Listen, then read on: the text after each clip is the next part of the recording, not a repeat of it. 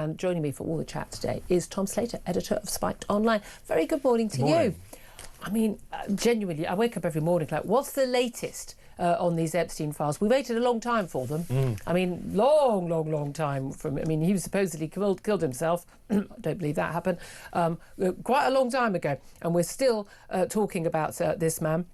We finally got not even all of the Epstein files released, but the ones that have been released, utterly damning for Andrew and Fergie, utterly damning in terms of just their money grubbing, every single, I mean, pretty much, other than I'm Prince Andrew, good evening, in that interview with Emily Maitlis on Newsnight, pretty much everything Andrew said was a proven lie in terms of his continued contact with Epstein. It wasn't just to say goodbye. The man was literally fawning with him, desperate to see him. So was Fergie, constantly, for a long time after his conviction for soliciting a 14-year-old.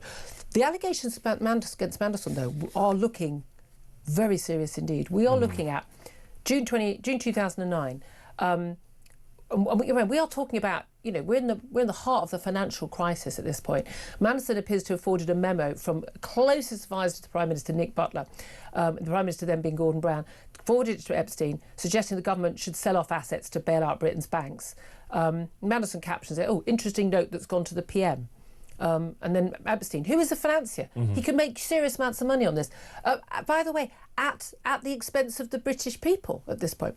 2 months later, in 2009, Mandelson appears to have forwarded another email, this time from another Brown advisor, Baroness Vadera, suggesting giving funds to struggling companies in exchange for a share of ownership after the financial crash. Again, would have been financially useful for Epstein.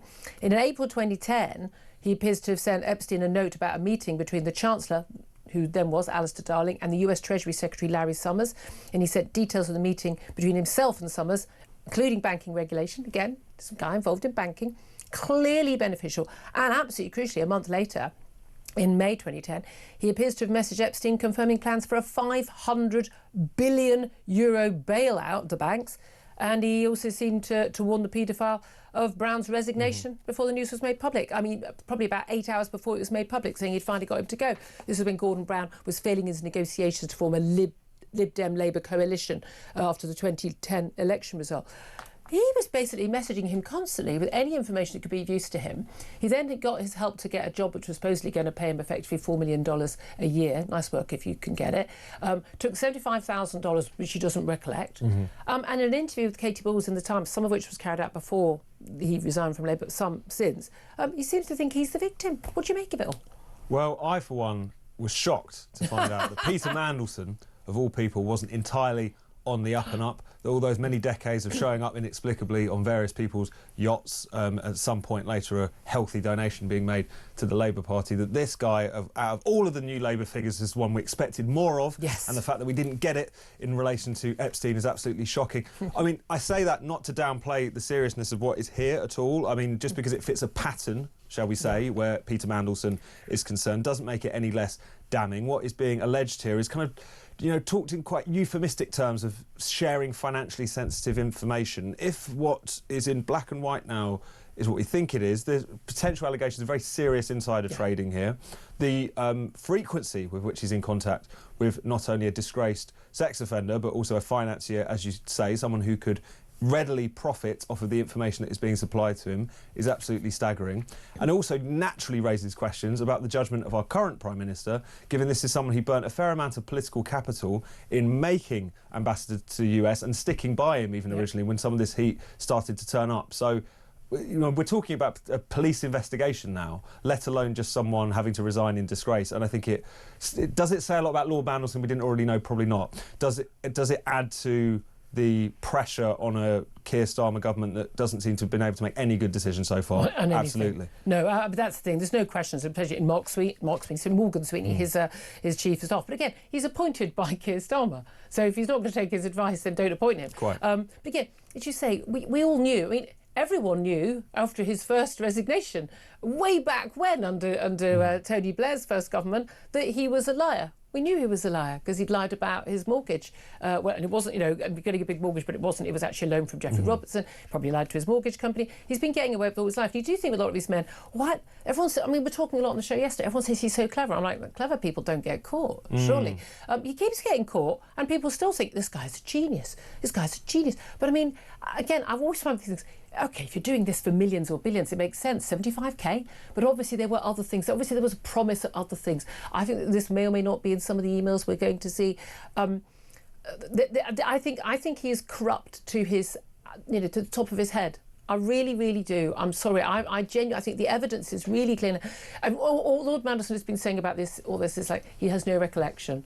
OK, well, you might not recollect any particular emails about basically, in a treasonous way as a government minister, supposedly serving allegiance to the Crown, to be giving away information. At one point, he tells Epstein to tell his banking mates at JP Morgan, put some pressure on, make some mild threats to the Chancellor, then Alistair Darling, to try and get your way on, was it bankers' bonuses or whatever it was? And it didn't work. Alistair Darling stuck to his guns. All credit to him. But I mean, that's an outrageous thing for a government minister to do. By the way, also outrageous, if you remember Philip Hammond, when he was Chancellor of this country, when he was basically working with the European Union to try and undermine our Brexit deal. I said that was treasonous then. I still think it is now. I really think we should be holding cabinet ministers to account. If you're not working for the good of Britain, then I'm sorry, you should be charged with a crime. Or don't do the job. Don't do the job. He'll think he's going to get away with it. A lot of the debate today has been about, should there be an Act of Parliament for him to lose his peerage? I don't think he should be a peer. He certainly shouldn't sit in the House of Lords. I don't think he should ever be made a peer. But at the end of the day, I mean, I don't really care whether he gets a nice table in a restaurant or not because he books in under Lord Mandelson or Peter Mandelson. I care not two hoots about this.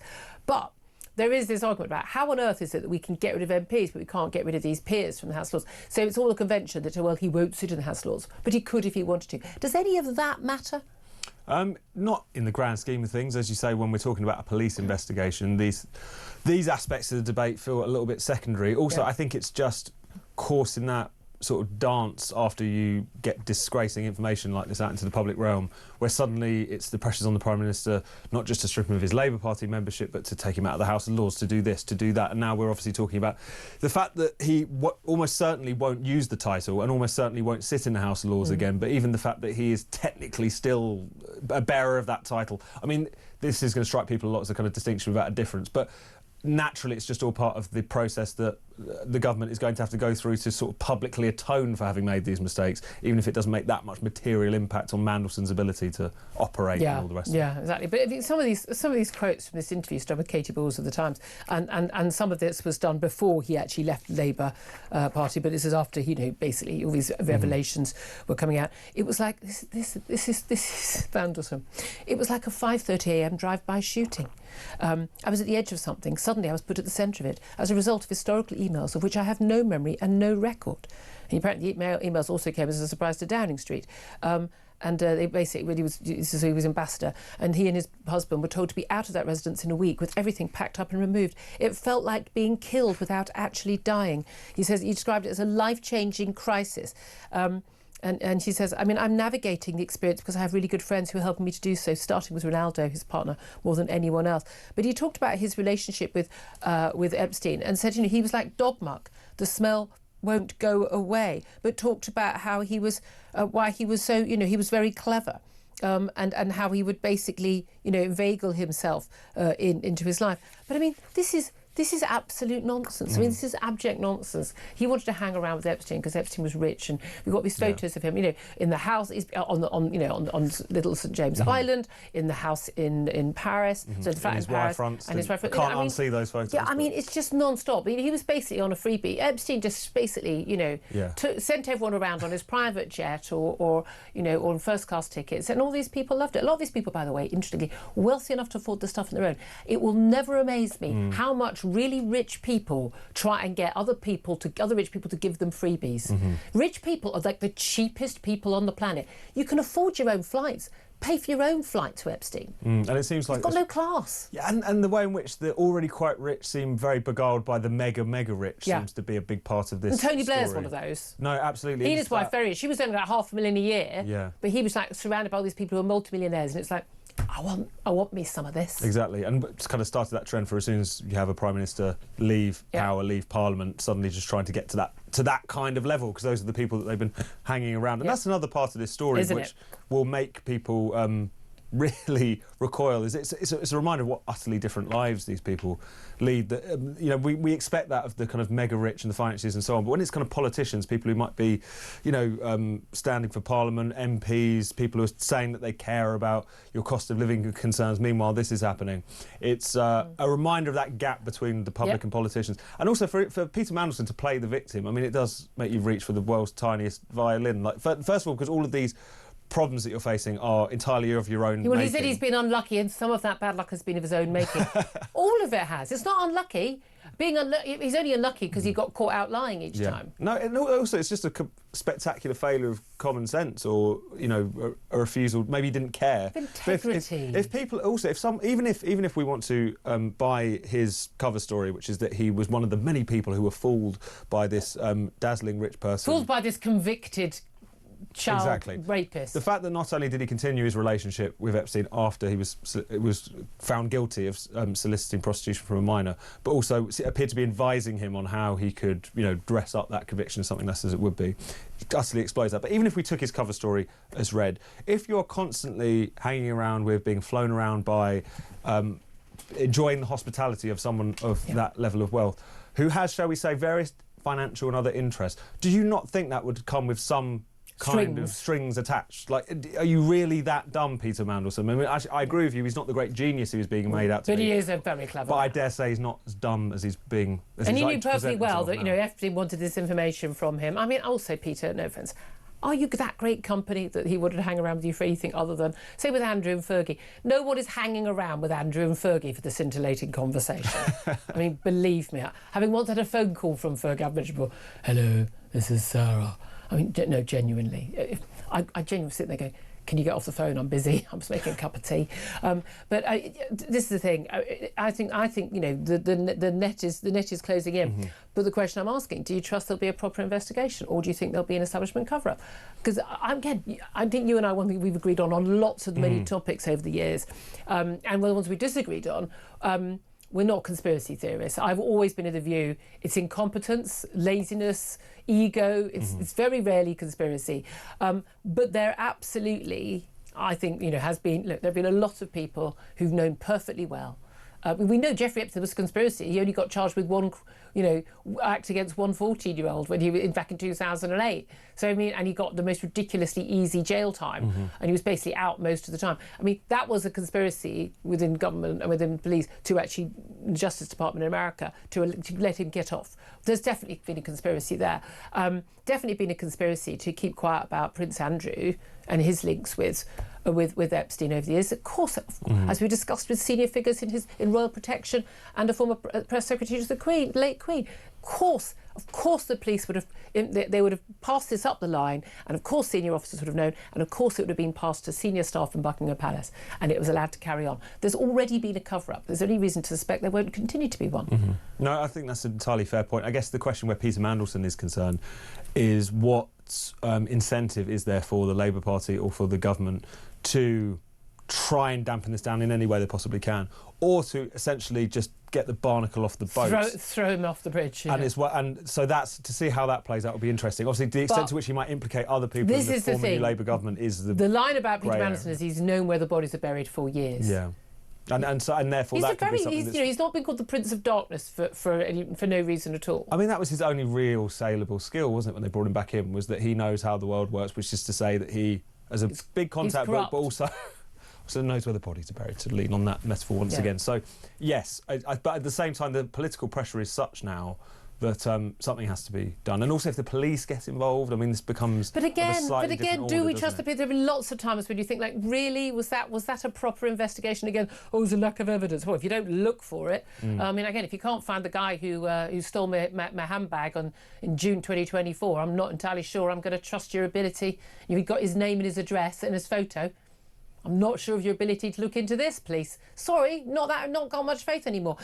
What about Bill and Hillary Clinton? They've agreed to testify to Congress over Epstein. They've always refused. Clearly he said, I've never even met the guy. I mean, that's a pretty categorical. I've never met this guy, you know, done any dealings with him. Bill Clinton certainly did, flew on his planes. He said that was always for his charities, it was for other business. But there are big question marks, not even question marks. We know about Bill Clinton's many, many affairs. There are also numerous stories about his relations with women where there have been non-disclosure agreements and the like. There's some very questionable stuff. I mean, stuff which is kind of accepted as read as true, which I probably can't say on air for legal reasons. But you know, I wouldn't have allowed him to hang around with my teenage daughter. Put it that way. Let's go that far. So there are a lot of question marks, but there are a lot of question marks about everybody involved in that world. Rich people, powerful people, all men. They all hung around together. They all knew each other. They all messaged each other. The question is, you know, who was and who wasn't involved. But then these latest documents, court documents filed by Ghislaine Maxwell's, not that we should trust anything she says, but, you know, she does know more than most people, by her lawyers, suggesting there are some 30 men who've basically been given, you know, free pass. Then they've been given complete indemnity. Who are those men? You know, deals get done, especially if they're people who are on the Democrat or the Republican side. Everyone does a deal. I don't put that past anybody at the highest levels in government on any political party to do those deals. There's a lot of stuff that comes out, you know, where it's sort of, it's in the interests of the country that this doesn't come out or that doesn't come out or that will implicate that. And I don't think it's like a high-level paedophiling. I think a lot of men were implicated. Yeah, no, I think that's entirely fair. And I suppose we've got to make a distinction here because it does stretch credibility, to put it lightly, to suggest, as everyone, including Ghislaine Maxwell, are claiming, that essentially Jeffrey Epstein was just doing all of this entirely of his own, you know, off his own back. No one else was implicated. No one knew. You could be hanging around with him as much as Prince Andrew was, and you wouldn't have even got a sniff of what it was that he was up to. Doesn't really make a lot of sense. Of course, it seems commonsensical that other high-profile people will have either got wind of it, been involved in it, who knows. But at the same time, there's also this rampant kind of guilt by association which can happen, where anyone who has ever been in his company is therefore suspect. Exactly. And if you look at the latest, you know, releases of the Epstein files, you know, in terms of the individuals that we're talking about, nothing here is proof of any further criminal wrongdoing than has previously been alleged, let alone proven. And I think making that distinction is really important. Absolutely. Because one can you know, one can be very sceptical of these claims that it was just Epstein. You could be mentioned in the files. You could have gone to the island. You could have been on the plane. You could have, but you still. Bill Clinton was obviously not. You know, but do we really think Bill Clinton was purely on those planes because he was raising money for Oxfam or whatever else that he was claiming to do?